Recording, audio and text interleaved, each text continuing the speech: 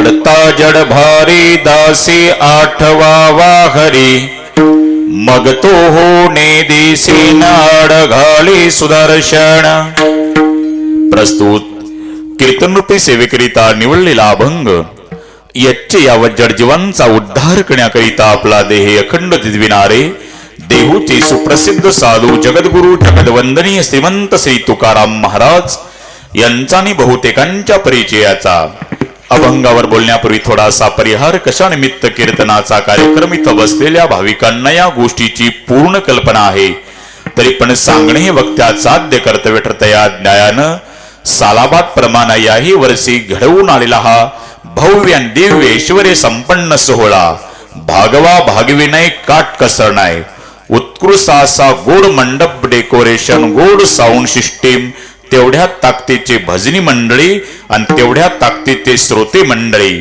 इथं पाऊल टाकल्याबरोबर मला वाटत नाही मी जवळ्यामध्ये आलो, इथं पाऊल टाकल्याबरोबर असं वाटतं प्रभू रामचंद्राच्या अयोध्येमध्ये आलो। इतकं उत्कृष्ट नियोजन गावकऱ्यांनी केलं बघा। एखाद्या श्रीमंत बापानं आपल्या एकुलत्या एक लाडक्या लेकीचं लग्न जसं ऐश्वर्यात करावं तेवढ्यात ऐश्वर्यात तुम्ही हा अखंड हरिनाम सप्ताह करत आहात, म्हणून समस्त गावकरी मंडळींना मी कोटी कोटी धन्यवाद देतोच। पण गावकऱ्यांच्या निमंत्रणाचा मान राखून काही श्रोत्यांनी लांबून लांबून येऊन या कार्यक्रमात सौंदर्य वाढवलं, म्हणून आलेल्या श्रोते मायबापालाही गावकऱ्याच्या तर्फे कोटी कोटी धन्यवाद देतो। विठ्ठल विठ्ठल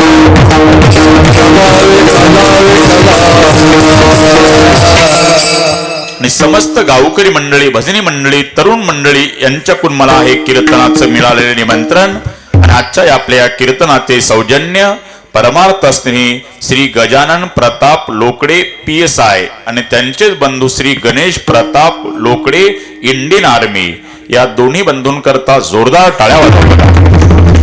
फार मोठ्या कष्टातून इथपर्यंत पोहोचले, त्यांचा सगळा इतिहास भूत भविष्य वर्तमान, कारण की फौजी आमच्या काळजाचा विषय बरोबर आहे का, म्हणून आमचं दुपारीच बोलणं झालं आमच्या देशभक्तांसोबत। म्हणून विचार करा अशा महान देशभक्त यांनी मला हे आजच्या कीर्तनाचं दिलेले सौजन्य आणि ज्यांच्या वतीनं संबंध गावकरी मंडळी भजनी मंडळीकडून मला मिळालेले निमंत्रण आमचे परमार्थ स्नेही माझ्यावर बंधुवत प्रेम करणारे। आम्ही 5 वर्ष आळंदीला शिकायला होतो।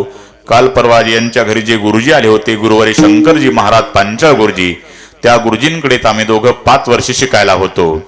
आणि मग असं करता करता करता योगायोगानं आमची भेट एका कीर्तनात झाली 10 वर्षानंतर, बरोबर आहे का, 8-10 वर्षानंतर जाणेफळच्या कीर्तनात आमची भेट झाली। आणि मग आमच्या पहिल्या जुन्या आठवडीला उजाळा आला आणि मग आता बघता बघता 2-4 वर्ष होऊन गेले आणि मागही मी त्यांच्या आजीच्या तेरवीच्या कीर्तनाला आलो होतो। आणि आज संबंध गावकऱ्यांच्या वतीनं आमचे थोर मृदंगाचार्य गजानन महाराज गायकवाड यांनी सगळ्या गावकऱ्याकडून मला दिलेले निमंत्रण, आमच्या गजानन महाराजांसारखं एकदा जोरदार टाळ्या वाजवा। यांच्या YouTube चॅनल पेक्षा यांच्या वाजवण्याच्या गोड पखवाजापेक्षा त्यांचा स्वभाव गोड आहे आणि त्या स्वभावाला आपल्याला दाद द्यावी लागेल, म्हणून तुम्ही सगळ्या गावकऱ्यांनी मला त्यांच्या वतीनं निमंत्रण दिलं, म्हणून तुम्हाला कोटी कोटी धन्यवाद। उपस्थित सगळे महाराष्ट्रातील दिग्गज मंडळी, समोर बसलेले आदरणीय हनुमंत बाबा खरात तुम्हालाही नमस्कार। इकडे आमचे परमार्थ स्नेह माझे जिवलक मित्र भागवताचार्य शिवाजी महाराज वाळूकर यांचे सगळे संस्थेतील विद्यार्थी हरिहर वारकरी शिक्षण संस्था जोगेश्वरी या विद्यार्थ्यांकरता जोरदार टाळ्या वाजवा। सगळ्या विद्यार्थ्यांनाही नमस्कार, त्यांच्या गुरुजींनाही नमस्कार करतो। ज्यांच्या मुखारविंदातून आपण गोड असे चाल ऐकले असे दोन्ही परमार्थ स्नेही परम आदरणीय गायनाचार्य विष्णू महाराज खडसे तुम्हालाही नमस्कार। दुसरे गायनाचार्य भागवत बाबा देशमुख तुम्हालाही नमस्कार। इकडे चोपदार विष्णू बाबा तुम्हालाही नमस्कार। नाव सगळे ध्यानात राहतात, बरोबर आहे का। आणखी काही लांबून आलेले सगळे दानते पारमार्थिक माझ्यासोबत आलेले आमचे अमोल भाऊ तारे त्यांनाही नमस्कार। आमचे विनायक दाजी डांगे तुम्हालाही नमस्कार। आणि जे नमस्कारातून राहिले असतील त्यांनाही मी नमस्कारच करतो। वैयक्तिक एकेकाला वंदन केल्यापेक्षा मस्तक हे पायावरी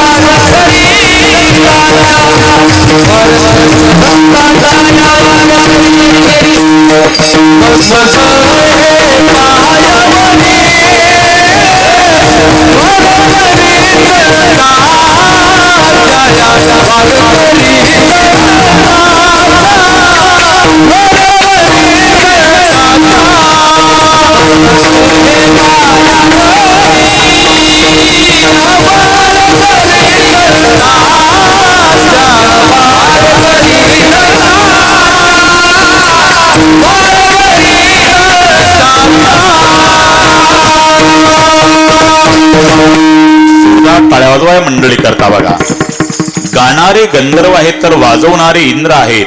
तुम्ही जनकासारखे अष्टावक्रासारखे विद्वान श्रोते आहात, पण आता मीच शुकाचार्य नाही, पण आता सकाळच्या काकड्यापर्यंत भागवून घ्या. जमल ना? इतका उशीर करणार नाही मी. आणि माझा परिचय तर जवळपास सगळ्या महाराष्ट्राला आता माहीतच झालेला आहे, कारण की माणसं आमच्या गजर मुक्ताबाई युट्यूब चॅनललाही कीर्तन चेक करतात. टीव्हीला 2-250 वेळेस कीर्तन येऊन गेले. पण मी माझा परिचय सांगत असून आपला परिचय जर ऐकण्यासारखा आहे बरं का. आम्ही आहोत थोरात, पण आमचं होतं थोडं आप स्वरात. हे मंडळी आहे स्वरात, तुम्ही पडू नका घोरात बरं का खरात. कारण की आपलं कीर्तन नाही कोणाच्या घरात का दारात, आपलं बजरंग बलीच्या दरबारात. नाहीतर यसाल रागाच्या भरात, हणसाल तोंडावर परात किंवा काढसाल गावाना वरात. पण संत गजानन महाराजांच्या कृपेनं होऊन जाईल जोरात.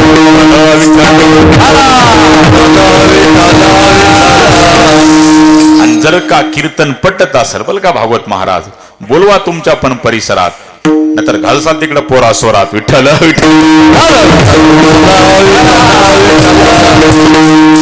त्यातल्या त्यात तुमची माझी पहिल्यांदाच होत आहे भेट. आणि त्यात मी कीर्तनही करणार नाही लेट. उघडतो माझ्या बुद्धीचं गेट, कारण की आत्ताच्या युगात चालतं नेट, म्हणून अभंगावरच येतो थेट. विठ्ठल विठ्ठल.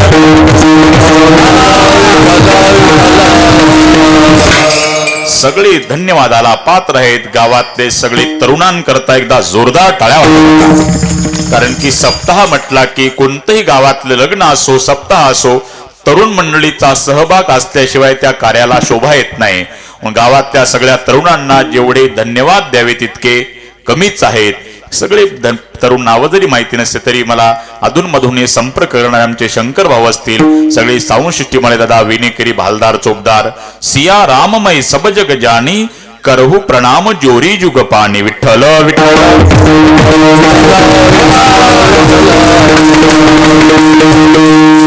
पडता जड भारी दासी आठवावा हरी, मग तो होणे दिसे नाड घाले सुदर्शन. अभंग तुकोबाऱ्यांचा या जगतामध्ये 3 दुकान प्रसिद्ध आहेत. एक देवाचं दुकान, एक संताचं दुकान आणि एक जीवाचं दुकान. आणि प्रत्येकाच्या दुकानामध्ये मालही वेगवेगळा सापडतो. केवळ दुःख मिळतं हे जीवाचं दुकान, केवळ सुख मिळतं हे संताचं दुकान, आणि सुख आणि दुःख एकत्रित मिळतं ते देवाचं दुकान. ते कोरोनाची साथ आली, पटापटा पटापटा माणसं मेली. त्या कोरोनाच्या काळात जरा अवघड कार्यक्रम होता, बरोबर आहे का. कोरोनाच्या काळात माणसं खोकल्याला घाबरायची, कारण की लोकांना माहिती खोकला की ठोकलाच, बरोबर आहे का. कारण त्या तरी पण काही मुलांनी आई वडिलाची इतकी सेवा केली कोरोनाच्या काळामध्ये. काही 70-80 वयाच्या आजी आजोबाला कोरोना काय भानगड आणखी काही कायला मिळ नाही. माझं तिकडे जी टॉकीजला एकदा बीडला कीर्तन होतं, आणि एका आजीला उगा हसत हसत विनोदात म्हटलं मी, आजी तुमच्या सुनाला कोरोना झाला. आता त्या आजीला कोरोना काय भानगडच माहिती नव्हती.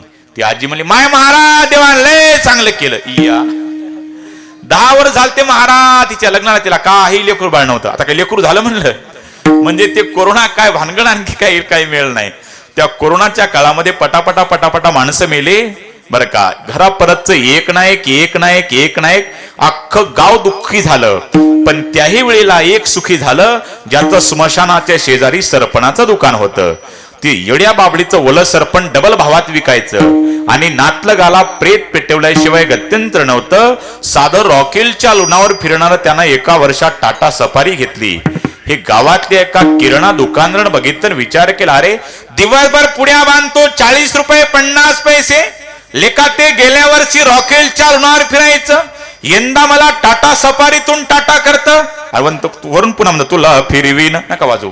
म्हणून यानंही त्याच्या बाणेवर शेतही विकलं, घरी विकलं, बँकेकडून काही कर्ज काढलं, स्मशानात दुकान थाटलं, वरबोर्ड लावला, आमच्या इकडे अंत्ययात्रेचे सर्व साहित्य स्वस्त दरात मिळेल. 5 मण सरपण, बांबू, हार, बॅनपराठी, फोन, मोबाईल महाराज मंडळीसह. 1 जानेवारी 2026 ला त्यानं दुकान ओपन केलं. पण एप्रिल महिन्यात ती 23 तारीख आली तरी गावातलं एकही नाही गेलं. आता अख्खं गाव सुखी झालं, लेका बैमानदार दुकानदार दुखी झालं. काहीला सुख तर काहीला दुःख हे देवाचं दुकान. ते सख्या बहिणी एकाच मंडपात लग्न झालं आणि आंबे रसा करता माहेरी आल्या. जन्मदात्या बापानं चौकशी केली, तुझं काय चाललंय बेबी? काय नाही पप्पा, हलकासा पाऊस पडला, महागाचं बियाणं पेरलंय, 8 दिवस झाले पाऊस नाही. परत जर 8 दिवस जर पाऊस आला नाही तर आम्हा दोघा नवरा बायकोला आळंदीला मधुकरी मागल्याशिवाय गत्यंत्र नाही. बापाला वाईट वाटलं, बापानं धाकटीची चौकशी केली. तुझं काय चाललं ताई? काही नाही पप्पा, आमचा 15 लाखाचा फायदा झाला. आमचा विटांचा कारखाना आहे पप्पा, 15 लाखाचा फायदा झाला. पण आता माझ्या मित्रांना म्हटलं 6 जून होऊन गेला, कधी पाऊस पडतो याची गॅरंटी नाही. नका लावू भट्टी, पण ते मोठं हट्टीन पुन्हा लावली भट्टी. मग परत जर 15 दिवस जर पाऊस आला नाही ना बाबा, तर 25 लाखाचा फायदा होतो. आता देवानं काय करावं? पाऊस पाडावा तर विटांचं वाटोळं, आणि न पाडावा तर शेतीचं नुकसान. म्हणून काहीला सुख तर काहीला दुःख हे देवाचं दुकान. तो माझा विषयच रामकथेचा असल्यामुळं उगा एक पॉईंट सांगतो का ताकापुरता रामायण. नाहीतर आताच्या काळात भलते माणसं प्रश्न विचारतात. एकनमयात चालू रामायणात प्रश्न विचारला, महाराज रामायण करता? हो म्हणा बा, गुरुवर्य ढोक महाराजच्या आज्ञाने मी करतो रामायण. मग सांगा महाराज, काय राम किती वाजता वनवासाला गेला होता? या आता हे कोणत्या ग्रंथात आलं म्हणलं? मला येत नाही आपल्याला. सोपगणिती म्हणले महाराज, राम 9:15 वनवासाला गेला. माझ्याकडे बघा, किती वाजता गेला? 9:15. म्हणलं कोणत्या ग्रंथात आलं? ते म्हणलं फक्त माझ्याकडे बघा. म्हणलं तुम्हाला आपोआप कळलं. म्हणलं कसं काय? ते म्हणला वनवास उलट वाचा म्हणला, 9:15. जमलं म्हणलं आता. विठ्ठल त्यावेळेस प्रभू रामचंद्राचा जन्म झाला. सूर्याच्या आनंदाला पारावर नाही, पण चंद्राचं तोंड उतरलं आणि प्रभू रामानं चंद्राला विचारला, अरे तुझं का तोंड उतरलं देवा? अहो माझी पण इच्छा होती तुम्ही माझ्या कुळामध्ये जन्म घ्यावा, कारण की राम हा सूर्य वंशातला आहे आणि चंद्र वंशातला कृष्ण आहे. मग तरी पण प्रभू रामचंद्र म्हणले, राजा अरे यावेळेस सूर्याला चान्स दिला. ज्यावेळेस मी द्वापार युगामध्ये कृष्ण या रूपात जन्माला येईल ना चंद्रा, त्यावेळेस तुला चान्स देईल. देवा द्वापार युगापर्यंत वाट बघू का? अहो माझं तात्पुरतं काय समाधान करा. आणि मग प्रभू रामानं सांगितलं, हे बघ चंद्रा, जोपर्यंत मी येणारे माझं नाव आहे, माझं नाव घेतल्याच्या नंतर तुझं नाव पाठोपाठ कायम घेतल्या जाईल. पण त्यावेळेस पासून हा प्रभू राम चंद्र झाला. नाहीतर रामाचं चंद्राचं नाव वेल्डिंग होण्याचं काहीच कारण नाही. वास्तविक पाहता रामाचं नाव काय पाहिजेत होतं? राम सूर्य, कारण की राम सूर्य वंशातला आहे. पण केवळ चंद्राला खुश करण्याकरता हा प्रभू राम चंद्र झाला. नाहीतर तुम्ही पुण्यामध्ये जाणारी मंडळी असाल बघा, पिंपरी चिंचवड मध्ये मोऱ्या गोसाव्याची समाधी आहे. गणपती बाप्पाची इतकी उपासना केली, गणपती बाप्पा प्रसन्न झाले. अरे मोर्या, तुझ्यासारखी माझी कलियुगात कोणीच सेवा केली नाही, मी तुझ्यावर प्रसन्न आहे, काय पाहिजे ते माग. त्या मोऱ्या गोसाव्यानं सांगितलं, गणपती बाप्पा मी गोसावी, मला बाजरीचे पीठ मागण्यापेक्षा दुसरं काय काही नाही, पण तुम्ही प्रसन्न झालात ना, जेणेकरून काय असं द्याही द्या, तुमच्या नावासोबत माझं नाव कायम जोडल्या जाईल. मग गणपती बाप्पानं सांगितलं, हे बघ मोर्या, जोपर्यंत मी येणारे माझं नाव आहे, माझं नाव घेतल्याच्या नंतर तुझं नाव पाठोपाठ कायम घेतल्या. पण त्यावेळेस पासून झाला गणपती बाप्पा मोर्या. नाहीतर मोर्या म्हणण्याचा काही संबंध नाही. केवळ मोर्या गोसाव्याला खुश करण्याकरता गणपती बाप्पाने त्याचं नाव आपल्या नावासोबत जोडल्या गेलं. हे जसं तसं प्रभू राम चंद्र. लक्षात घ्या बघा, तसं देव एका वेळेला सगळ्यांना सुखी करू शकत नाही. चंद्रा, यावेळेस सूर्याला चान्स दिला, पुढच्या वेळेस तुला. म्हणजे काहीला सुख तर काहीला दुःख मिळतं, हे देवाचं दुकान. केवळ सुख मिळतं, हे संताचं दुकान. सुख एक हेची ठाई,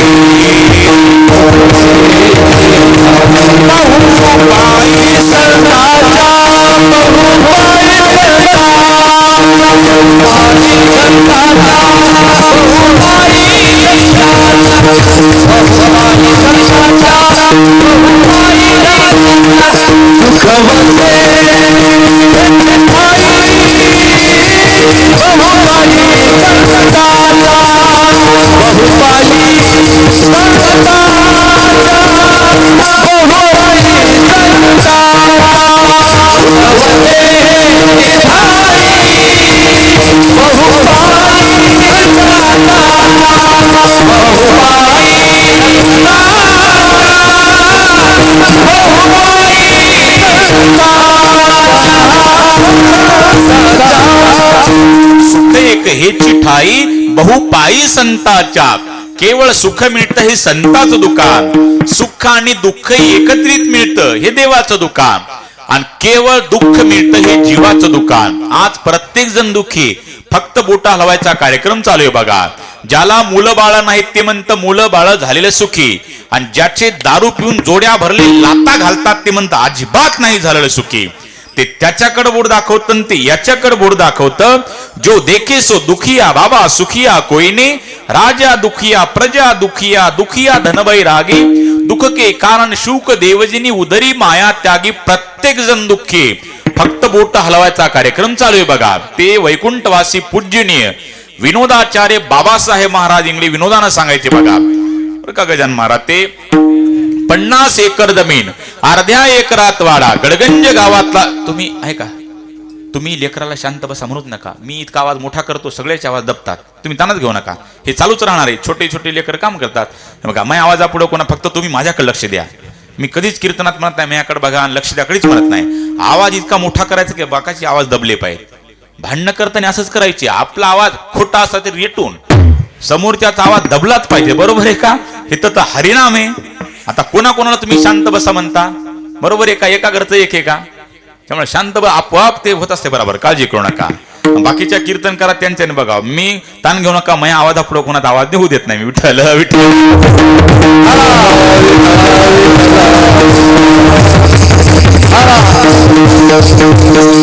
माझ्याकडे ध्यान धरून लक्ष द्या. लेकराचं काम आहे ते, त्या वयात आपण तेच करायचो. बरोबर आहे? विठ्ठल विठ्ठल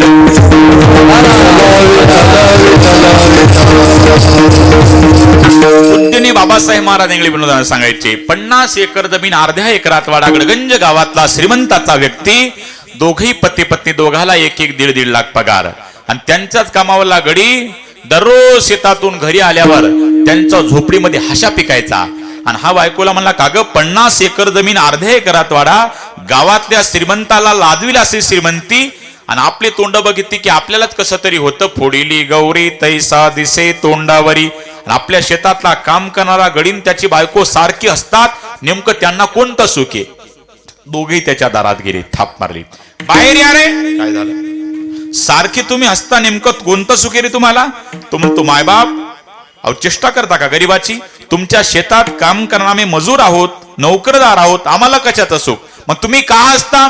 तुम्हाला मालक, तुम्ही जर आमचं हसण्याचं कारण ऐकलं तर तुम्ही डबल हसाल. हा म्हणला सांगा तर. हा म्हणलं ऐका तर. काय नाही म्हणला, तुमच्या शेतात काम करून करून मी थकलेला असतो, आणि घरी आल्यावर वाटतं मला निवांत पडावं, पण बायको नाही नाही ते डोकं उठवते. इकडे या, ते मिरची पावडर खाली घ्या, ते तेलाची कॅटली खाली घ्या, ते साखरेचा डबा घ्या, ते पिठाचा डबा घ्या, ते सरपण घ्या, ते लाकडं घ्या, चुलीत पाय घाला. बरोबर आहे का? आता गॅस संपल्यावर काय करावं मग आता? बरोबर आहे का? असे ती कामं सांगतील. तिचं काम ऐकून ऐकून ऐकून ऐकून मी वैतागलेला असतो. मग मी तिचं काम ऐकत नाही, आणि तिचं काम नाही ऐकलं की ती मला लाटणं फेकून मारते. हुकलं तर मी हसतो, लागलं तर ती हसते. म्हणला विठ्ठल विठ्ठल. एक दिवस असा लाटणं फेकला, हा पाय फ्रॅक्चर झाला. त्याला नांदेडच्या यशोसाई हॉस्पिटलला ऍडमिट करण्यात आलं, आणि त्याच्या शेजारी ज्याचे 2 पाय फ्रॅक्चर झाले त्याच्या शेजारी झोपलं. आता मी म्हणतो ज्याचा 1 पाय फ्रॅक्चर झाला त्यानं गप मारायचं का नाही? ज्याचे 2 पाय फ्रॅक्चर झाले भागवत महाराज, ते एका पायावाला त्याला म्हणायचं तुम्हाला 2 बायका आहेत का? नाही नाही नाही, माझं लाटण्यानं मोडलं, तुझं माझं मोटरसायकलनं मोडलं म्हणला. याचा अर्थ आज प्रत्येक जण दुःखी आहे. त्याला वाटतं हे सुखी असेल, आणि याला वाटतं हे सुखी असेल. प्रत्येक जण दुःखी आहे बघा. जीव दुःख का भोगतो याचं कारण शोधा. कारण आपण ज्याला खरी संपत्ती समजतो ती संपत्ती नाही, ज्याला विपत्ती समजतो ती विपत्ती नाही. विपदो नैव विपद संपदो नैव संपद विपद विस्मरण विष्णू संपन्न नारायण स्मृती. भगवंताचा आठव ही सर्वात मोठी संपत्ती आहे, आणि भगवंताचा विसर ही सर्वात मोठी विपत्ती आहे. भगवंताचा आठव ही सर्वात मोठी संपत्ती, आणि भगवंताचा विसर ही सर्वात मोठी विपत्ती नव्हे तर भगवान परमात्म्याला तुकोबारा एका ठिकाणी धन म्हणतात. तुका म्हणे धन, आणि ज्याचे निज नारायण नव्हे तर परमार्थ महाधन जोडी. देवाचे चरण व्हावया जतन हे उपाय लाभाचे. नव्हे तर परमार्थ शब्दाची व्याख्याच आहे परमश अर्थ इति परमार्थ. परम म्हणजे श्रेष्ठ आणि अर्थ म्हणजे धन. श्रेष्ठ धनाची प्राप्ती करून देणे नाम परमार्थ करणे. पण श्रेष्ठ धन म्हणजे नेमकं कोणतं? ज्या धनाचा वाटा बंधू मागत नाही, ज्या धनाला आग लागत नाही, ज्या धनाला राजा ताब्यात घेत नाही आणि जे धन मिला तरी तुमची संगतच सोडत नाही, यालाच म्हणावं परमार्थ महाधन जोडी देवाचे चरण. हे पण बघा, तुम्ही परमार्थ करायला लागले की माणसं नावं ठेवणारे टपून आहेत बघा. तुम्ही वाईट काम करा, तुम्हाला कुणीच नाव ठेवणार नाही, पण चांगलं कार्य करा, आडवा फाटा हाणलाच समजा. बघा, म्हणून एक लक्षात ठेवा, तुम्ही जितके जितके मोठे व्हाल तितके तितके तुमचे शत्रू वाढतील. जशी तुमची कीर्ती वाढल तशी बदनामी करणारे माणसं टपून आहेत. आणि धोका हा लांबच्या माणसापासून नाही, जवळ बसणारा पासून, त्यापासूनच हुशार राहायचंय. जवळ बसलेले म्हणजे कीर्तनात ते सोडून बरं का. आमच्या कीर्तनातले दृष्टांत म्हणजे रेडीमेड कापड दुकानातले कपडे. कोणाच्याच मापाचा ड्रेस शिवलेला नसतो. ज्याच्या मापाला आला त्याने ड्रेस घालायचा आणि पैसे देऊन निघून जायचं. आता इथं एखाद्याच्या मापाला ड्रेस असा फेसो फेस येत असेल आणि नेमकी विरोधकच जर जवळ बसते असेल, त्याला मी तरी काय करू? विठ्ठल विठ्ठल.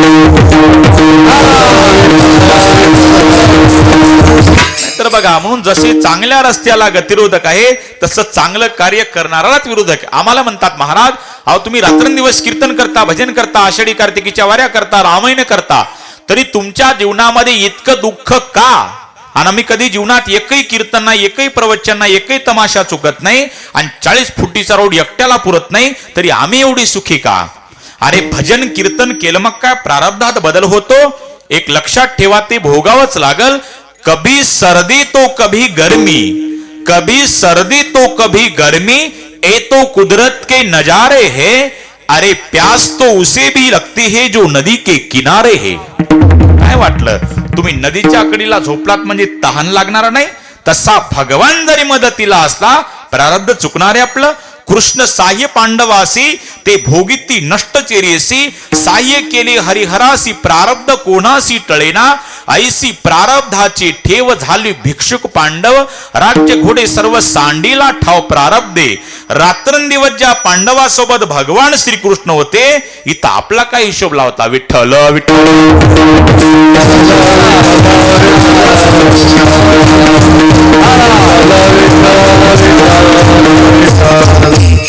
चांगलं काम कर, आडवा फाटा लोक हाणणार. वाईट काम करा, कुणीच नाव ठेवणार नाही दादा हो. नाहीतर विचार करा, इकडचं चांगले बघा. तुमच्या गावात आल्यावर प्रसन्न वाटलं, प्रत्येकाचे यजमान ठरले. पंक्ती इतकं गाव बघा, इतकं नाही तर काही काय गावात पंक्ती घेत नाहीत, सौजन्य घेत नाहीत. पण तुमच्या गावात पंक्ती घेण्याकरता, सौजन्य घेण्याकरता भांडणं करतात, आम्हाला द्या आम्हाला द्या. बरोबर आहे का? असं क्वचित गावात सापडतं. नाहीतर काही काय गावात अवघड खेळे महाराज. नाहीतर ते गावागावात माणसं पितात पावती बुक घेऊन. तिकड सांगतो मी, ज्या भागाला नाव तिकडचं पावती बघू. पाटील सप्ताह चालला आपल्या गावात, पावती फाडा. असं बघता अर्धा तास, असं वाटतं अख्खा सप्ताह एकटंच करते काय की. आणि अर्ध्या तासानंतर म्हणतं आपले 11 रुपये फाडा. किती? 11 रुपये. 11 रुपये देतं आणि त्याचे 22 माणसं 7 दिवस 3 टाइम जेवायला. हिशोब तुम्ही लावा, तुमची मेंदू बंद पडतील. आणि काल्याची पंगत हो देतं आणि संध्याकाळी माणसं हिशोबाला बसवर जातं, म्हणतं आपला 11 रुपयाचा हिशोब द्या. नाही का? मुस्काड फोडाव नाही का? आणि पुन्हा म्हणतं महाराज आपण सप्त्याला देत नसतो. देतो का मग तमाशाला? नाही नाही, आपण पंढरपूरला 10 पैसे दान केले. तुझा सत्कार करा पाहिजे मोदीच्या हातानं. 10 पैसे दान केले. तसं नाही, पंढरपूरला 10 पैसे दान केले. त्यानं गावानं 4 महिने चातुर्मास सांगितला बघा. 10 पैसे दान केले. तसं नाही दर्शन केले पंढरपुरात. आणि नेमकं मयासारखा एक महाराज भेटला. बाबा जय हरी. काय झालं? अहो तुम्ही म्हणता पंढरपूरनं 10 पैसे दान केले, गावानं सांग सुट्टा. आणि तुमच्या सोबत मी दर्शनाला पंढरपूरच्या बारीला होतो. गरुड खांबाजवळ गेल्यावर तुम्ही एका कडक कांजीच्या कपड्यावाला शेडजीच्या खिशातली 100ची नोट कुणं काढली. मग कावरं बावरं बघू लागलं. म्हणून विचार करा, 99 रुपये 90 पैशाचं पाप झाकून ठेवतं. ही मराठी आली लक्षात तुमच्या? काय इंग्लिश मध्ये सांगू? 99 रुपये 90 पैशाचं पाप झाकून ठेवतं आणि 10 पैशाचं पुण्य तालुकावर संघ सुटतं. तसं नाही दर्शन केलं आपण, 10 पैसे दान केले आणि त्याला म्हणा बाबा आपल्या गाव सप्ताह चालला, विनापारा घ्या. ते लफडं आपल्या गळ्यात नका महाराज. त्याला अर्धा किलोचा विना त्याला जमणार नाही. आणि दुसऱ्या दिवशी 10 किलोचा नातू अख्ख्या वाशिम मालेगाव हायवे नाही हिंडून घेत. बघ का, 10 किलोचा नातू वाशिम मालेगाव हायवे नाही हिंडत. आणि त्याला माझ्यासारखा महाराज, बाबा अहो काल तुम्हाला सप्ताहातला विना घ्यायला जमला नाही आणि 10 किलोचा नातू. ते कसं आहे महाराज, नातू आपल्याशिवाय राहतच नाही. अरे डंगरिया, तुझ्याशिवाय राहत नाही, त्याला घेतल्याशिवाय तुला कोणी भाकरच देत नाही. विठ्ठल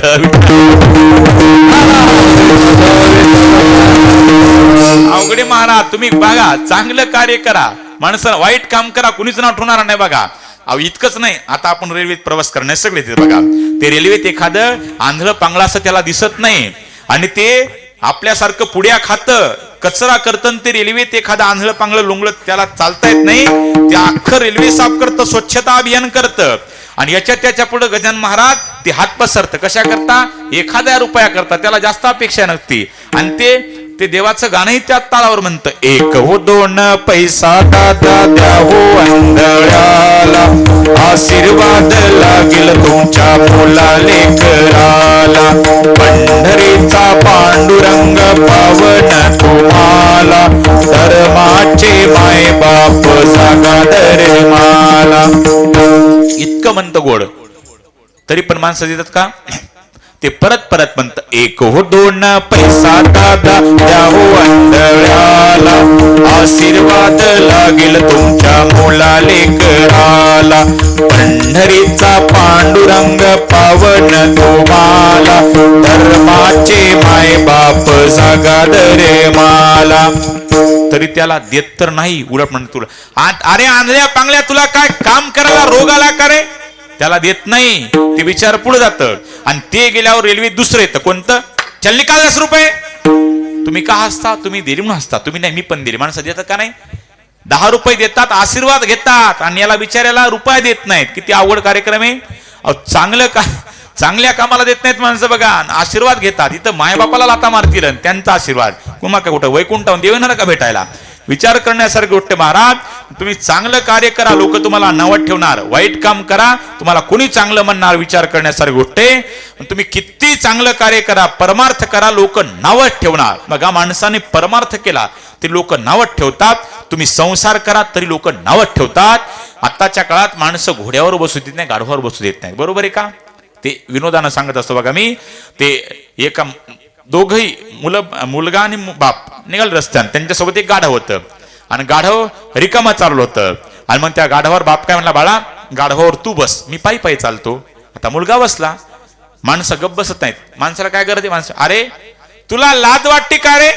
म्हातारा बाप पायी पायी चलन, तू गाढवावर बसला, उतर खाली.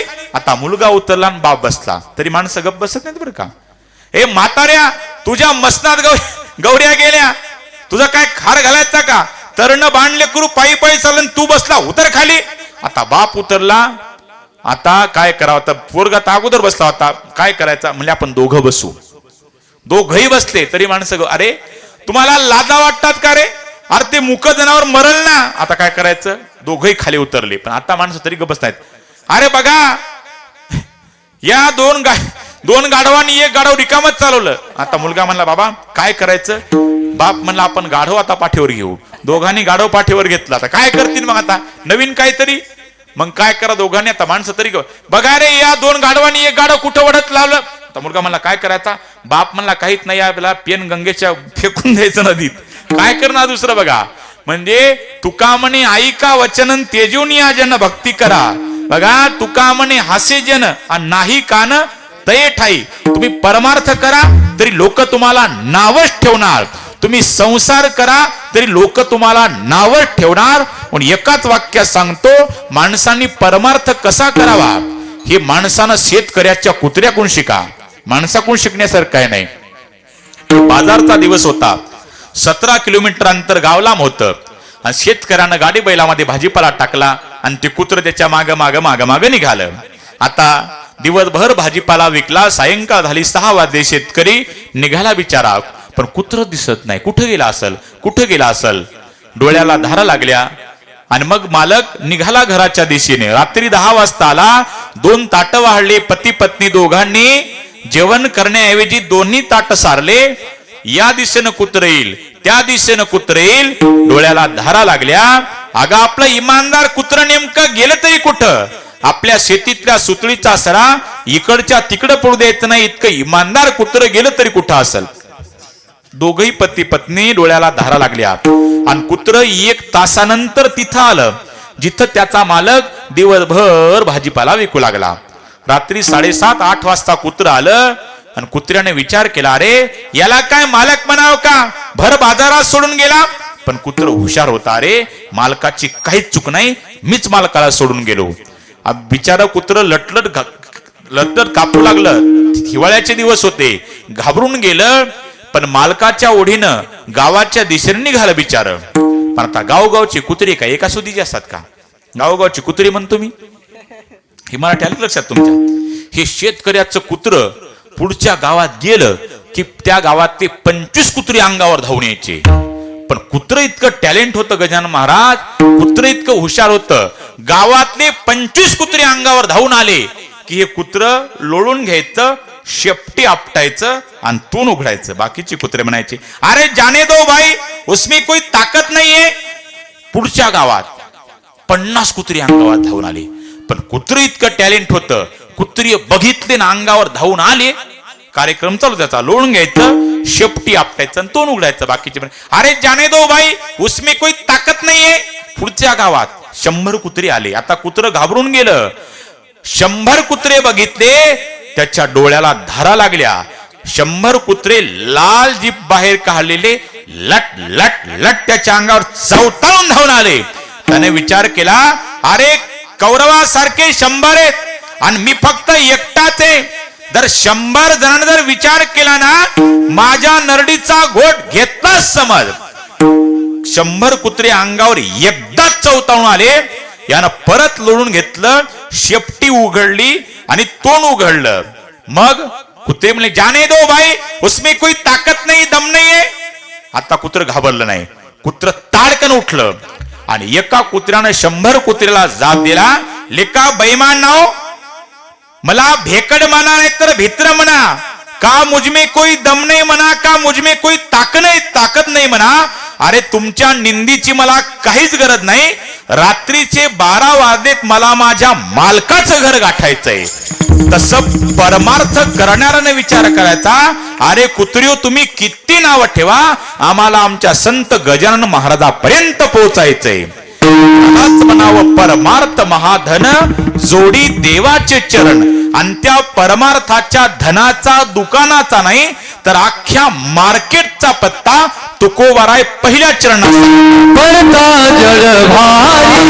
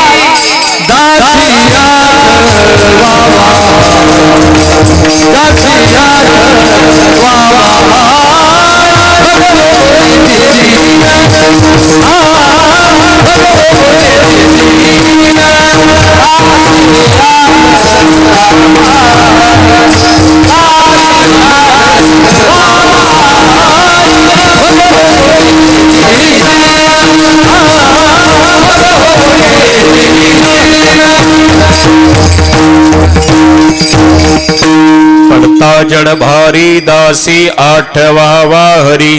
ज्यावेळेस आपल्याला दुःख होईल असं वाटलं, या दुःखातून मला कोणीच मोकळं करू शकणार नाही, त्या दुःखाच्या वेळेला आपण भगवान परमात्म्याची आठवण करायची.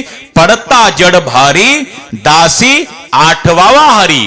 बघा, ज्यावेळेस दुःख असं वेदना सहन होणार नाहीत, असं वाटलं या जगात आता मी काय करू, त्यावेळेस काय करायचं, त्या भगवान परमात्म्याची आठवण करायची. पडता जड भारी दासी आठवावा हरी.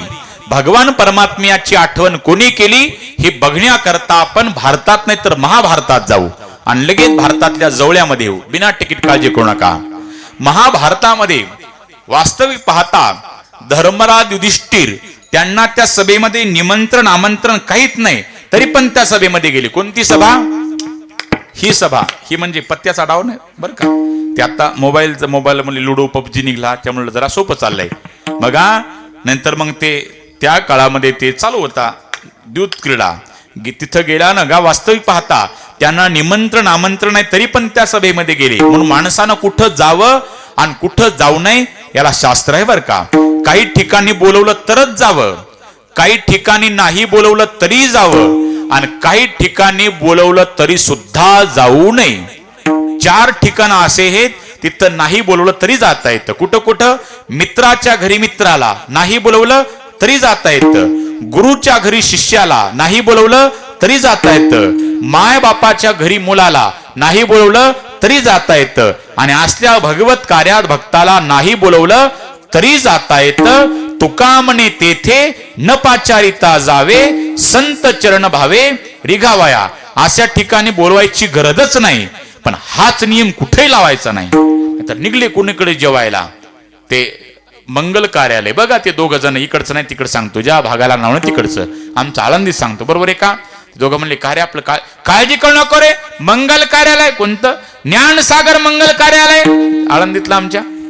हे बघा ते दोघं म्हणले अरे आपल्याला निमंत्रण आहे नसू दे रे. आणि कोणी विचारल्यावर मुलीकडलं सांगायचं आणि मुलीकडलं विचारल्यावर मुलाकडलं सांगायचं.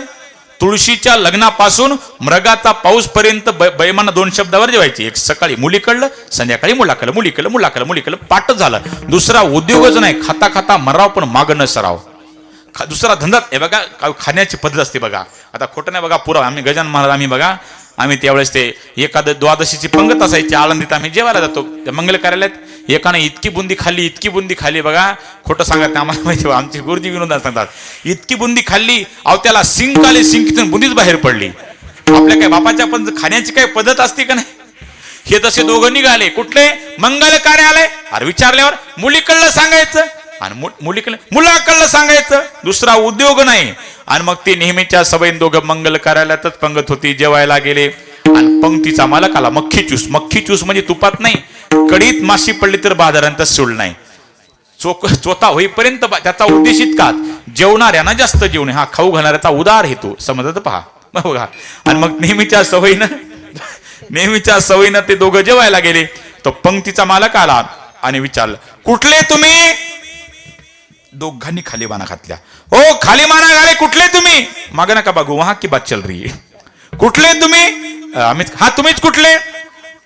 मुलीकडले. काय? नाही गडबड झाली.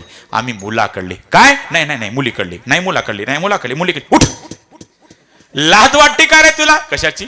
मुलीकडलं म्हणायला म्हणजे अरे लेका माझ्या बापाच्या श्राद्धाचं जेवण आणि मुलीकडलं म्हणूनच निमंत्रणाशिवाय जाऊ नये. विठ्ठल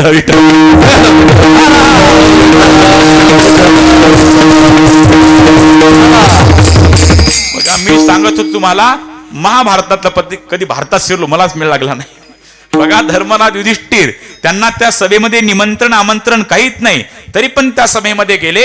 अख्खं राज्य डावावर लावलं. स्वतःची पत्नी द्रौपदी डावावर लावली. तिला वाटलं माझे सिंहासारखे 5 पती मला या दुःखातून मोकळं करतील. पण भीम, अर्जुन, नकुल, सहदेव, धर्मराज, युधिष्ठिर तिने 5ही पतीकडे बघितलं आणि आपल्या पतीला तिने कळवळून हाक मारली. वाचवा मला स्वामी. चौघांनी मानाखाली घातल्या. पण गरम रक्ताचा दादा भीम ताडकन उठला. धर्मराज युधिष्ठिर म्हणतात थांब भीमा. ट्रकला ब्रेक लागल्यासारखा भीम जाग्यावर थांबला.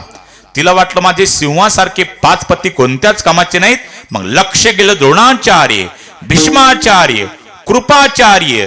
180 वर्ष ज्या भीष्माचार्यांचं वय होतं, ज्यांच्याकडे सत्तेचा राजदंड होता, जे नात्यानं सासरे होते, मामाजी होते. तिला वाटलं हे तरी मला या दुःखातून मोकळं करतील. तिने भीष्माचार्यांकडे बघितलं आणि भीष्माचार्याला द्रौपदीने कळवळून हाक मारली. वाचवा मला मामाजी. त्यांनी सुद्धा सत्तेपोटी मान खाली घातली. आता द्रौपदीचा राग अनावर झाला. तिने भीष्माचार्यांकडे बघितलं, लाल डोळे केले आणि भर सभेमध्ये द्रौपदीने भीष्माचार्याला द्रौपदीने प्रश्न केला, आचार्य मी हरल्या गेले का? कारण माझ्या पूर्वी माझे 5 पती जुगारात हरल्या गेले, ते पारतंत्र्यात आहेत, कौरवाच्या ताब्यात आहेत. मग पारतंत्र्यात राहणाऱ्या पांडवाला स्वतंत्र द्रौपदी पणावर लावण्याचा अधिकार उरतो का आचार्य? ते आधी हरले आणि मला डावावर लावतात. भीष्माचार्य म्हणले, पोरी आता जरी तुझं खरं असल, पण मी आता त्या पार्टीचं खाल्लेलं आहे. ही बिमारी तेव्हापासून आहे. भीष्माचार्या सारख्यानं म्हणावं की मी त्या पार्टीचं खाल्ले, कोणत्या पार्टीला मतदान करू? म्हणून विचार करण्यासारखी गोष्ट आहे. मग आता द्रौपदीला वाटलं आता करावं तरी काय, आणि मग तिनं एकच विचार केला, तुका म्हणे आता तुला सोडविना कोणी, एका चक्र पाणी वाचून या. म्हणून तिने धाव केला, अरे द्वारकेच्या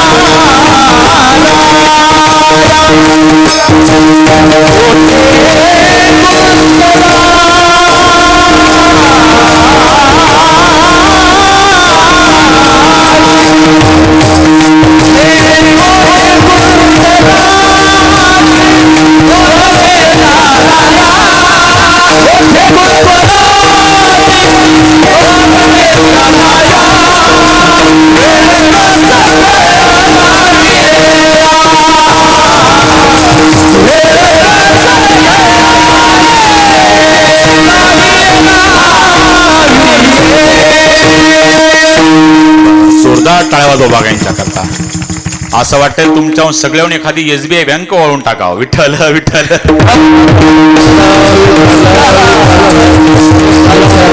कुठे गुंतलासी द्वारकेच्या राया, वेळ सखया लावेला. परिणाम झालं काय? त्या द्रौपदीच्या धाव्याला भगवान परमात्मा धावला, पण तिनं काय केलं? दुःखाच्या वेळेला त्या भगवान परमात्म्याची तिनं आठवण केली. म्हणून पडता जड भारी, दासी आठवावा हरी. काहो महाराज, आम्ही जर त्या द्रौपदी सारखा जर धावा केला तर तो परमात्मा काय करल? अभंगाचं दुसरं चरण.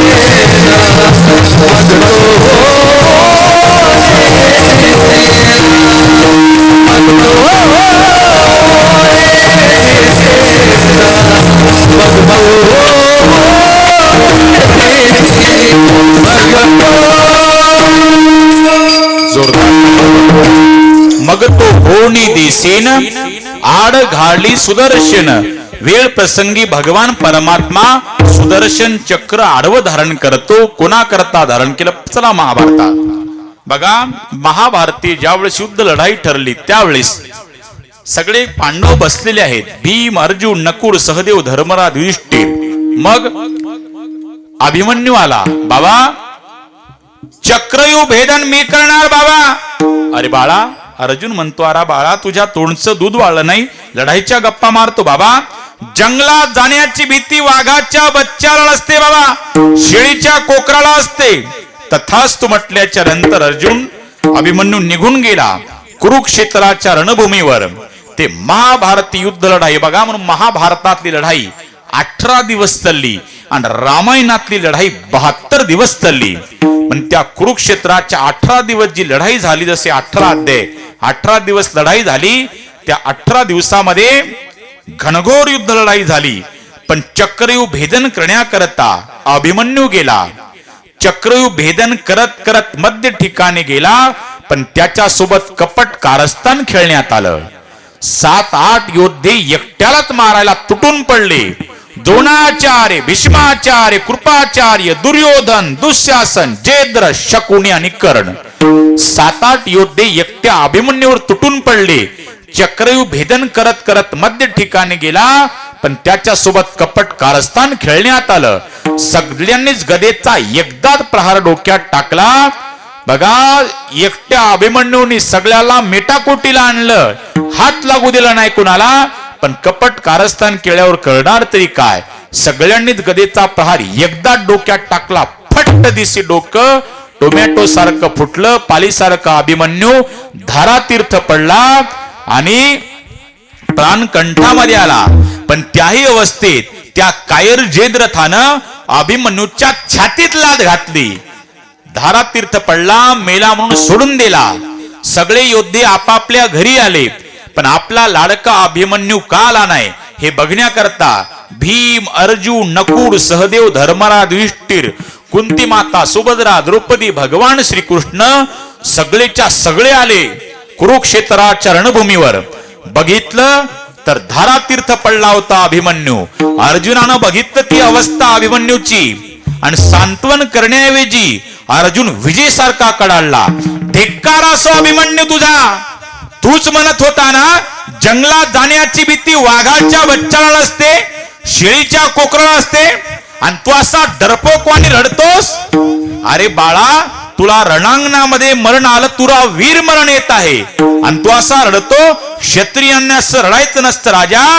अरे क्षत्रिय धर्म आहे, युद्धाला समोर गेल्यावर माग हटायचं नसतं, आपला प्राण जरी गेला तरी. त्यावेळेस अभिमन्यूने सांगितलं बाबा माझा प्राण जातो याच्याकरता मी रडत नाही. कदाचित माझं विधिलिखित मरणच इथं लिहिलं असल, यात माझाही नाविलाज आहे. पण मी का रडतो एकदा ऐका बाबा. बाबा चक्रव्यूह भेदन करत करत मी मध्य ठिकाणी गेलो. माझ्यासोबत कपट कारस्थान खेळण्यात आलं. 7-8 जण एकदाच अंगावर तुटून पडले. द्रोणाचार्य, भीष्माचार्य, कृपाचार्य, दुर्योधन, दुःशासन, जयद्रथ, शकुनी आणि कर्ण सगळे माझ्या अंगावर तुटून पडले. पण कुणाच्या हाताला हात लागू दिला नाही. पण त्या बैमानांनी माझ्यासोबत कपट कारस्थान खेळलं. सगळ्यांनीच गदेचा प्रहार एकदा फट्ट दिशी डोकं फुटलं. पालीसारखा मी तडफडत होतो बाबा. पण त्याही अवस्थेत त्या कायर जयद्रथानं माझ्या छातीत लात मारली बाबा. तुम्ही जर त्याला मारण्याची प्रतिज्ञा करसाल ना तर आत्ताही तुमचा अभिमन्यू सुखानं प्राण सोडल बाबा. डोळ्याला धारा लागल्या अर्जुनाच्या. सगळी रडारड चालू आहे. सगळ्यात जास्त रडत होती सुभद्रा. अरे जिचं पोटचं लेकरू पालीसारखं तडफडतंय त्या आईला काय वेदना होत असतील. पण बघा भगवान श्रीकृष्ण समजूत घालतात सुभद्रेची. रडू नको सुभद्रे, अर्जुना सारख्या वीराची बायको आहेस तू, पंडू राजाची सून आहेस आणि भगवान श्रीकृष्णाची बहीण आहे, तुला रडणं शोभत नाही. त्यावेळेस सुभद्रा म्हणते देवा अरे अर्जुना सारख्या वीराची मी बायको नाही रडत, पंडू राजाची सून नाही रडत, अरे भगवान श्रीकृष्णाची बहीण नाही रे मी, अभिमन्यूची माय रडते, तुला नाही दुःख सहन होईल, असा तुझा मुलगा युद्धामध्ये मरू दे, मग तुला कळल आईचं काय प्रेम असतं. किंबहुना धनुर्धरा जो मातीची आई उदरा, तो मातेचा सोयरा के तुला पाप. तुझा मुलगा युद्धामध्ये मरू दे, मग तुला कळल आईचं काय प्रेम असतं. पण दादा हो, आई वडिला इतकं जगात कोणी प्रेम करत नाही. तुम्ही स्वकर्तृत्वाने तुम्ही महाराष्ट्रभर फिरा, पाया पडणारे माणसं तुम्हाला भेटतील, पण आपलं मस्तक ज्या मायबापाच्या पायावर टेकवायचं ना, ते मायबाप गेले ती सगळं जग शून्य आहे. ढगाड गेला सूर्य किंवा चंद्र परत दिसल, पण माती आड गेलेले मायबाप परत दिसत नाही. आणि एकदा आई वडील गेले आणि किती मोठा फोटो बैठकीमध्ये लावू द्या, एकदा आई वडील गेले की वाड्याचं वजन निघून जातं. म्हणून बघा, डोळे मिटून प्रेम करते ना दादा, तिला कदाचित प्रियसी म्हणता येईल. डोळे वटारून पण प्रेमच करते ना, तिला कदाचित बायको म्हणता येईल. पण डोळे मिटेपर्यंत जी प्रेम करते ना, तिला फक्त आई.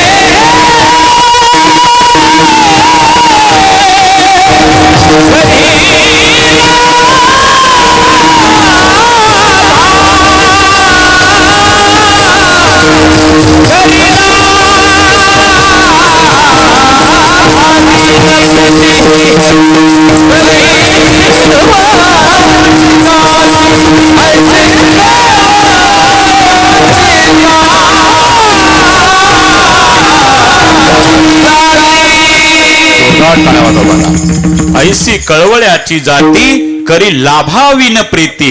आई वडिला इतकं जगात कोणी प्रेम करत नाही. धारातीर्थ पडला अभिमन्यू, बघितलं रडारड चालू आहे.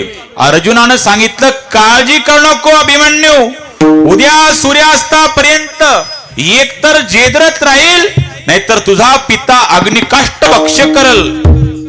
काळजी करू नको अभिमन्यू. मग अभिमन्यूंना प्राण समर्पित केला, प्राण सोडला. पण झालं काय, दुसऱ्या दिवशीच्या युद्धामध्ये जयद्रथ येऊ दिला नाही. सगळे योद्धे आले पण जयद्रथ येऊ दिला नाही.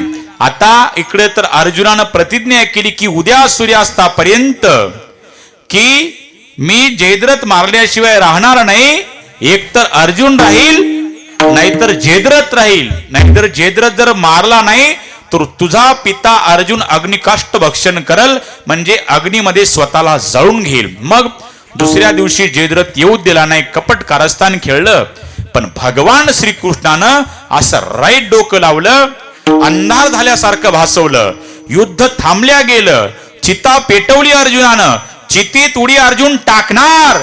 सगळी विरोधक मंडळी जमले होते. आपल्या वैर्याचा कसा पूर्णविराम होतो हे बघण्याकरता जयद्रथही तिथं आला होता. त्याला वाटलं आता कसा अर्जुन मरतो बघावं. पण भगवान श्रीकृष्ण म्हणतात, अर्जुना क्षत्रिय आहेस ना तू? हो देवा. घे धनुष्यबाण हातात. घेतला. तुझा काय फोटो काढायचा ना अर्जुना? लाव धनुष्याला बाण. धनुष्याला बाण लावला. अर्जुनानं 3 प्रदक्षिणा मारल्या चितेला. चितेत उडी अर्जुन टाकणार. थांब अर्जुना. भगवान श्रीकृष्णानं सूर्याच्या आड धरलेलं सुदर्शन चक्र अलगद बाहेर फेकलं. लख प्रकाश झाला आणि जयद्रथ घाबरून गेला. आणि भगवान श्रीकृष्ण म्हणतात अर्जुनाला, अर्जुना तो बघ सूर्य आणि तू कसा मरतो आलेला बघ जयद्रथ. उडव त्याचं मुंडकं. एका बाणात जयद्रथ अर्जुनानं उडवला आणि ते माझा दृष्टांत संपला.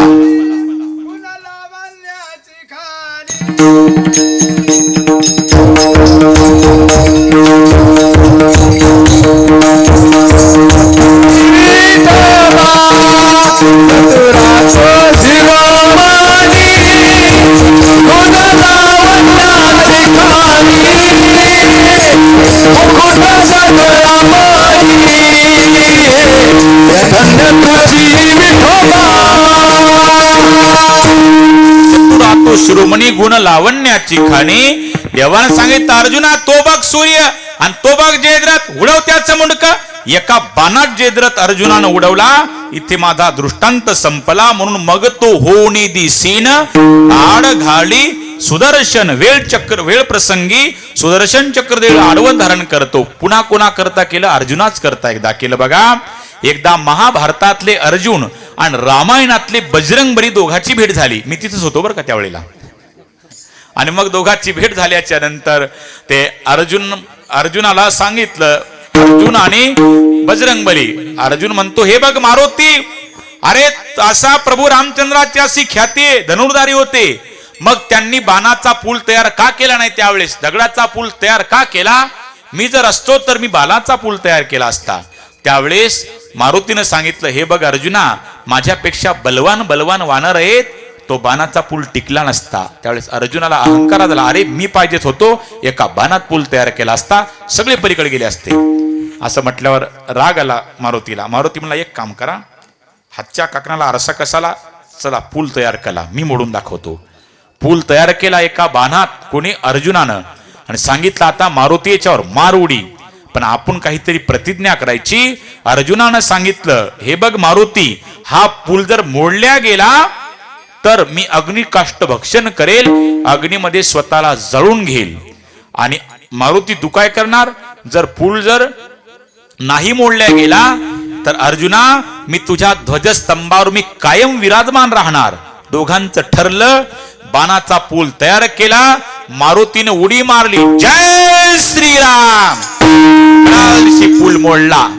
मग मारुतीने म्हणतात, अर्जुना तुम्ही लाकडं गोळा करा, मी भजनी मंडळ बोलून आणतो. मग आता काय करावं? इकडे भजनी मंडळ आलं, लाकडं जमा केली, चिता पेटवली. आता चितीत उडी अर्जुन टाकणार. आता अर्जुनाला काऊन चिता ते आवडायची अग्नी त्याला विचारायला माहिती, बरोबर आहे का? आणि मग आता चितीत उडी अर्जुन टाकणार. पण एक म्हातारा व्यक्ती काठी टेकीत आला. कोण येत रे तुम्ही? मी मारुती. तू कोण? मी अर्जुन. काय चाललंय? काय नाही बाबा, आम्ही प्रतिज्ञा केली होती. काय? अर्जुन म्हणला, काय नाही, मी बाणाचा पूल तयार करेल आणि हे यानं जर मोडल्या गेला तर मी अग्निकाष्ट भक्षण करणार, जाळून घेणार. आणि जर नाही मोडल्या गेला तर मारुती अर्जुनाच्या ध्वजस्तंभावर कायम विराजमान राहणार. पण का रे, तुम्ही प्रतिज्ञा केलती, कोणी साक्षीदार होता का? साक्षीदार तर नव्हता. फाईल मागं घ्या आपली म्हणणं. साक्षीदार नव्हता, मग काय कामाचं? फाईल मागं घ्या. आता काय करायचं, आता तुमचा साक्षीदार दोघाचा मी आहे. अर्जुना तू काय करणार? ब्राह्मण बाबा मी बाणाचा पूल तयार करणार, मोडल्या गेला मारुतीकून तर मी जाळून घेणार, अग्निकाष्ट भक्षण करणार, आणि नाही मोडल्या गेला तर माझ्या ध्वजस्तंभावर हा मारुती कायम विराजमान राहणार. कबूले? कबूले. झालं दोघांचं कबूल. आणि मग अर्जुनानं पूल तयार केला. आता मारुतीनं उडी मारली, जय श्रीराम, पण पूल मोडलाच नाही. मग झालं काय, तो म्हातारा व्यक्ती म्हणजे भगवान श्रीकृष्ण होता, आणि त्यानं त्या पुलाच्या खाली सुदर्शन चक्र आडवं धारण केलं होतं. म्हणून मग तो होणे दिसीन आड घालली सुदर्शन. म्हणून त्यावेळेस पासून मारुतीराय अर्जुनाच्या ध्वजस्तंभावर कायम विराजमान आहेत. मी नाही सांगत, ज्ञानोबाराय ज्ञानेश्वरी मध्ये सांगतात, ध्वजस्तंभावरी वानरू तो मूर्तिमंत शंकरू, सारथी शारंग धरू अर्जुनेसी. म्हणून बघा त्यावेळेस पासून मारुतीराय कायम ध्वजावर विराजमान आहेत अर्जुनाच्या. म्हणून मग तो होणे दिसीन आणि आड घाली सुदर्शन. वेळ प्रसंगी भगवान परमात्मा सुदर्शन चक्र आडवं धारण करतो, कारण की अर्जुन रात्रंदिवस त्या श्रीकृष्णाचं नामस्मरण करत होता. म्हणून आपणही मोठ्या प्रेमानं हात वर करा, मोठ्या प्रेमानं हातानं टाळ्या आणि तोंडानं जांभाळ्या. बरोबर आहे का? तुले हरी का नाम विठ्ठल पांडुरंगा,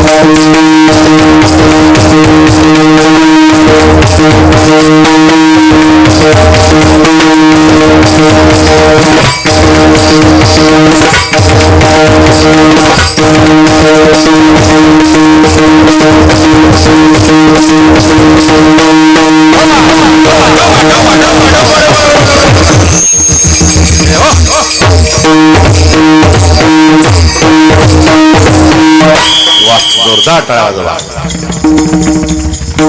या लेकरासाठी वाजवा जोरदार टाळ्या बघा. तुम्ही हातानं टाळ्यान केल्या, तोंडानं जांभळ्या चालू विठ्ठल बारकबाई. कीर्तनात टाळी वाजलीच पाहिजे बघा. कीर्तनात टाळी वाजल्याच्या नंतर आपलं पाप जातं. एक बहादूर उठला कुठं जातं म्हणलं जे वाजवत नाही त्याच्या डोक्यावर जातं. एक म्हणला हे नाही पटलं, मला दुसरं सांगतो.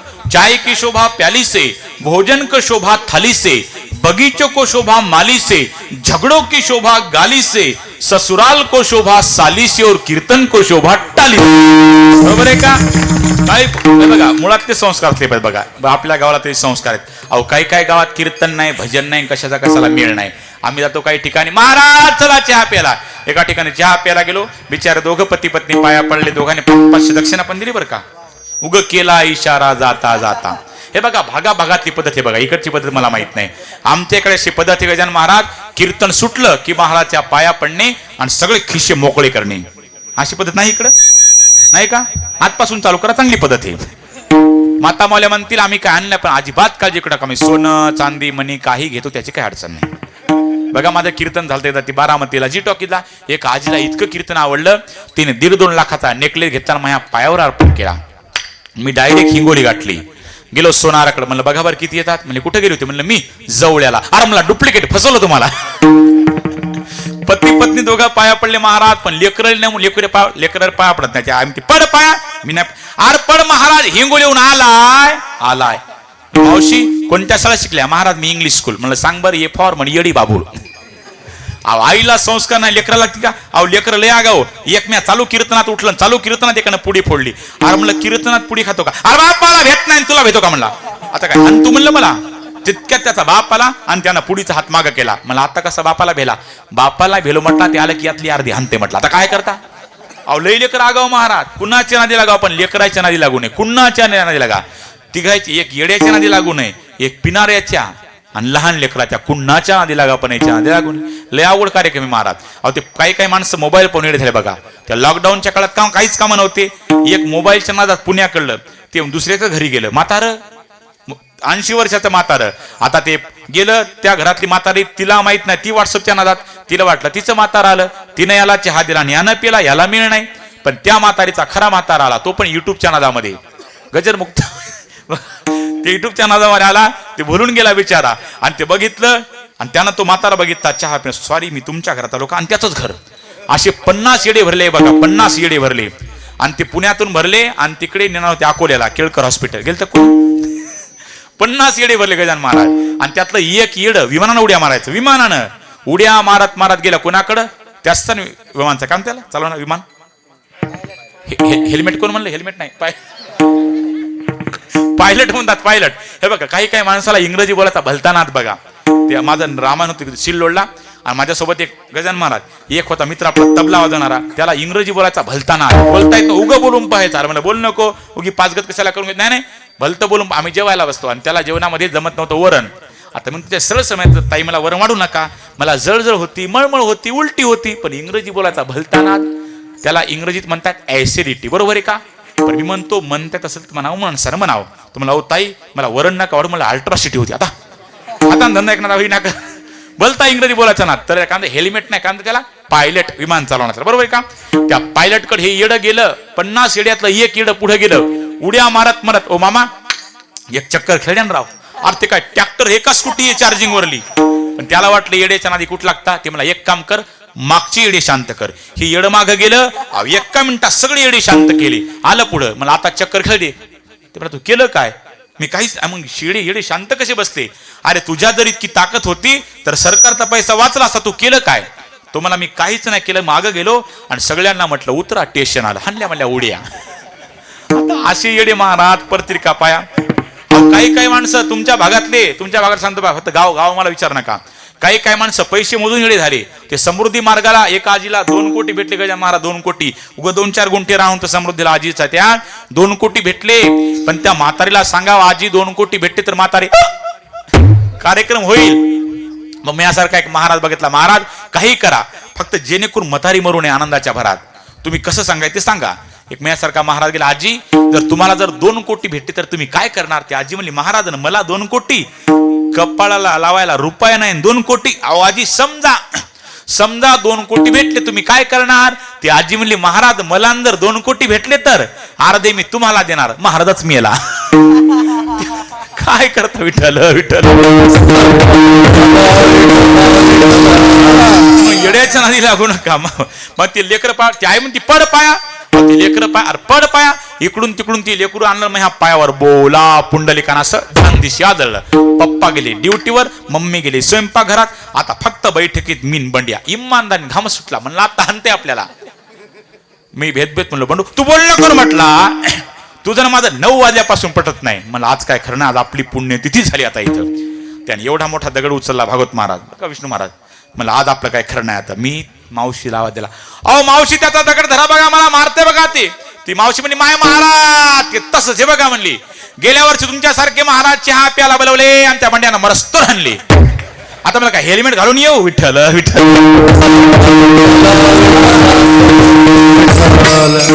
गेल्या का झोपा. असं कीर्तन पाहिजे. बरोबर आहे का? देवाचं म्हणले की बाय. बरोबर आहे का? लय अवघड कार्यक्रम मारा. बरं आहे आपल्या भागात. बरं आहे काही काय भागात कोण्या देवाचं सांगा, कोण्या भूताचं सांगा. काही काय माणसं नुसती असे पाहतात. एका गावात कीर्तन गेलो, अहो ते हसना रडना. म्हणलं आपलं आजचं कीर्तन फेल गेलं. पण कीर्तन सुटल्यावर कळलं ते बहिरं निघलं. आणि अख्खं कीर्तन त्याच्याकडे बघून केलं. हे 2 तर नमुने. माझी गावाकडे जायची वेळ झाली गजानन महाराज. आणि मी गाडीजवळ आले, हसू लागली. मी गाडीचा काच खाली घेतला. म्हणलं काय झालं? म्हणलं महाराज तुमच्या कीर्तनाचा जोक मला आत्ता कळला. विठ्ठल विठ्ठल.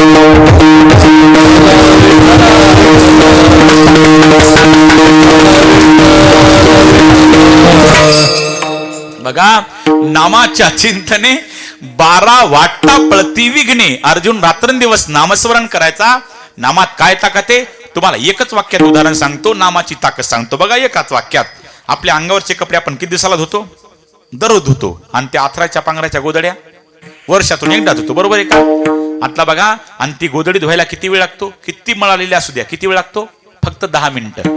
तुमच्या गावात बिचारी एखादी जास्त काम करण्यात फास्ट असेल, तिला 10 घंटे सुद्धा लागू शकतात. बरोबर आहे का? फास्ट काम करणार असल्यावर. पण सहजासहजी बघा गोदडी किती जरी मळाली असू दे ना, फक्त 10 मिनिटात निघते. आता यातली मार्मिकता लक्षात घ्या. एका वर्षात त्या गोदडी साठलेला मळ, एका वर्षात त्या गोदडी साठलेला मळ जर 10 मिनिटात निघत असेल तर आपले अनंत जन्माचे पाप एका नामात का जाणार नाहीत? हरी उच्च अंगा. आता हे विघ्न आता तूच निवार. मग वाळवंटापासून महाद्वारापर्यंत ज्याच्या पुढे अभिषेकाला बारी होती तो जगाचा बाप पांडुरंग परमात्मा विटेवून ताडकन उडी मारली. आणि पंढरीच्या विठ्ठलानं पुण्यातल्या विठ्ठल मंदिरामध्ये प्रवेश केला. आणि त्या विठ्ठलाच्या मूर्तीमधून शेकडो छत्रपती शिवाजी महाराज बाहेर पडत होते. एक शिवाजी महाराज निघले तर दुसरे शिवाजी महाराज बैमान पकडायला आले. म्हणजे मारो पकडो शिवाजी भोसला भाग राय. एक शिवाजी महाराज धरले तर दुसरं शिवाजी महाराज. अरे शिवाजी राजाची कुठून काय पेंड फुटली की काय? माझा दृष्टांत संपला. जगद्गुरु तुकोबारायांच्या कीर्तनातल्या नामस्मरणाचा परिणाम असा झाला, छत्रपती शिवाजी राजांवर आलेले संकट 12 वाटेनं पळून गेले. नामाच्या चिंतने 12 वाटा पळती विघ्ने. इतकी नामात ताकद आहे दादा हो. छत्रपती शिवाजी राजांचा विचार करा. अहो याच विदर्भातल्या एका जिजाऊ आई साहेबांना छत्रपती शिवाजी राजाला जन्म दिला. म्हणून बघा म्हणावं लागतं बघा. किंचित विको द्या. एकच राजा इथे जन्मला शिवनेरी किल्ल्यावर. छत्रपती शिवाजी महाराज की. माझ्या राजाचं माझ्या देवाचं शिवरायाचं नाव गात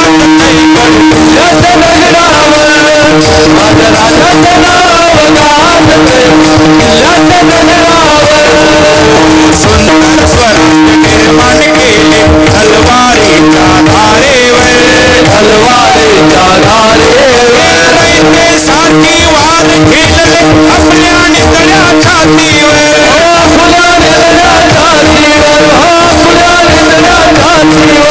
प्राणपणाने लढले बावळे भरोसा त्याला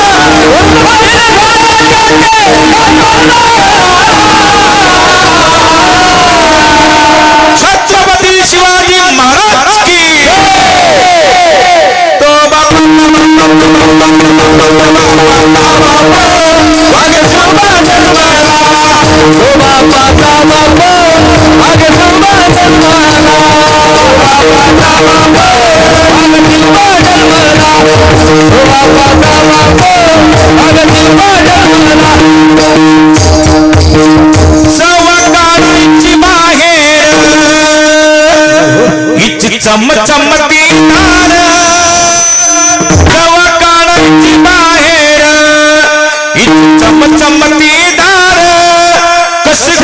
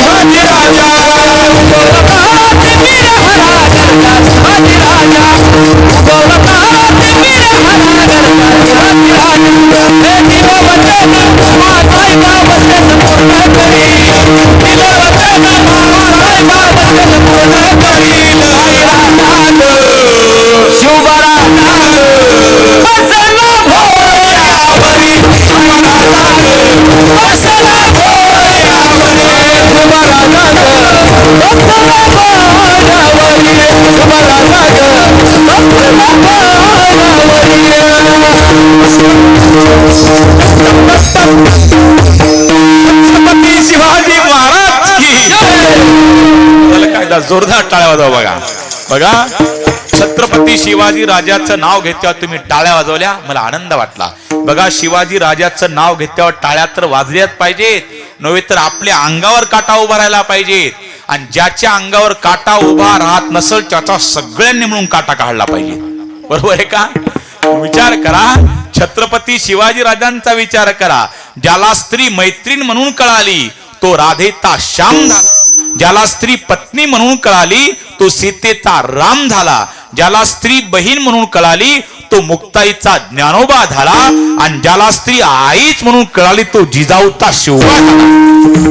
म्हणून आपल्याला वाटत असेल आमच्या पोटी शिवाजी राजे जन्माला यावे, याकरता गाथा ज्ञानेश्वरीचाच आधार घ्यावा. म्हणून मी नेहमी सांगत असतो, रामकृष्णारी मंत्राचा उच्चार असू द्या तुमच्या ओठाला, गर्भपणामध्ये ज्ञानेश्वरीचा स्पर्श असू द्या हाताच्या बोटाला, आणि तेव्हा छत्रपती शिवाजीराजे येतील तुमच्या पोटाला. आणि तरुणांना सुद्धा विनंती सांगतो, अरे आपण शिवाजी राजे आहोत, पण आपले विचार जागे करा. म्हणून कष्टाची आणि परमार्थाची तरुण मित्रांनो कधीच धरू नका लाज, आपल्या धंद्याला चढवा नम्रतेचा साज, जीवनामध्ये नीतीचा आखून ठेवा तुम्ही बाज, असा संकल्प करा भगवंताच्या समोर आज, आणि तुम्ही ठोसाल या महाराष्ट्राचे छत्रपती शिवाजी महाराज. म्हणून शिवाय काही माणसं म्हणते, महाराज जो तो कीर्तन करतो शिवाजी महाराज, शिवाजी महाराज. तुम्हाला काही दुसरं सांगायला नाही का? शिवाजी महाराज काय देव होता का? अरे शिवाजी महाराज देव नव्हते, पण शिवाजी राजांमुळे आज आपल्याला देवळातला देव बघायला भेटला. हे जर उपकार आहेत तर शिवाजी राजांचे उपकार आहेत. तर काही माणसं म्हणतात का हो, तुमचीच काही महाराज लोक सांगतात शिवजयंती 19 फेब्रुवारीला साजरी करा, कोणी म्हणतं 23 मार्चला करा, आणि कोणी 3री तारीख सांगतं. मग शिवाजी राजे काय 3दा जन्माला आले होते का? जयंती कशी साजरी करायची? मी सांगतो तशी जयंती आजपासूनच साजरी करा.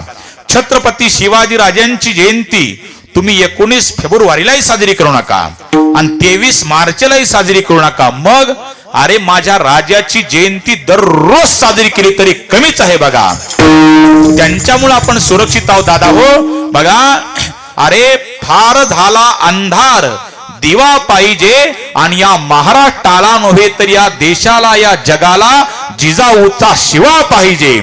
खऱ्या अर्थाने शिवाजी राजांचं आपल्याला महत्व असलं पाहिजे.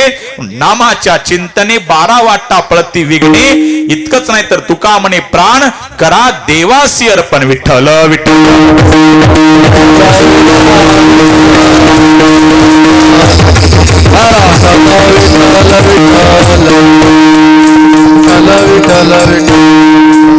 तुका म्हणे प्राण करा देवाशी अर्पण. प्राण कोणी अर्पण केला? कान्हो पात्रीने देवाला प्राण अर्पण केला. दर्शनाला गेली तिचा आपला प्राण अर्पण केला. म्हणून अगोदर पंढरपूरला गेल्यावर कान्हो पात्रेच्या झाडाचं दर्शन घेतो आपण, नंतर पांडुरंगाचं दर्शन घेतो. का? तिने प्राण देवाला अर्पण केला. मी तर असं म्हणाल, याच्या पुढचं म्हणाल बघा, मला देशभक्तीची आवड आहे म्हणून मी तर असं म्हणाल, गजानन महाराज तुका म्हणे प्राण अरे करा देशाशी अर्पण. बघा प्रत्येक कीर्तनात मी देशभक्तांविषयी बोलत असतो. हे काय जॅकेट मी शायनिंग म्हणून घातलं नाही. जवळपास महाराष्ट्रातले भारतातले सगळेच फौजी माझ्या ओळखीचे बघा. आणि योगानं आपल्या कीर्तनाचं सौजन्य पण एका फौजीचं आहे बघा. गणेश भाऊ प्रताप लोकडे आणि त्यांचे बंधू गजानन प्रताप लोकडे या 2 देशभक्तांनी हे आजचं कीर्तनाचं सौजन्य घेतलं बघा. बघा त्यांची दुपार आमचं फोनवर बोलणं झालं, कष्टातून दिवस पुढे गेले बघा. पण आज विचार करा, आज प्रतापरावाच्या नावाचा खरा प्रताप त्यांनी दाखवला. एक मुलगा फौजी, एक मुलगा PSI आणि एक सून PSI. आज प्रतापरावाचा प्रताप सगळ्या भारताला कळाला. पण हे यांचा प्रताप बघायला प्रतापराव राहिले नाही, हे दुःख आहे बघा. विचार करा. म्हणून नावासारखा त्यांच्या मुलांनी प्रताप गाजवला आणि आज देशभक्तीची सेवा करतात. आणि प्रत्येक देशभक्ताची मला आवड आहे बघा. दुसरी सुद्धा एक देशभक्त आहेत, काय त्याचं नाव? भारत बाजळ, बरोबर आहे का? मला सगळ्यात महाराज लोक ओळखीचे, पण फौजी माझे मित्र आहेत. प्रत्येक कीर्तनात मी फौजींचा सत्कार सन्मान करत असतो. का? त्यांच्यामुळे आपला देश सुरक्षित आहे.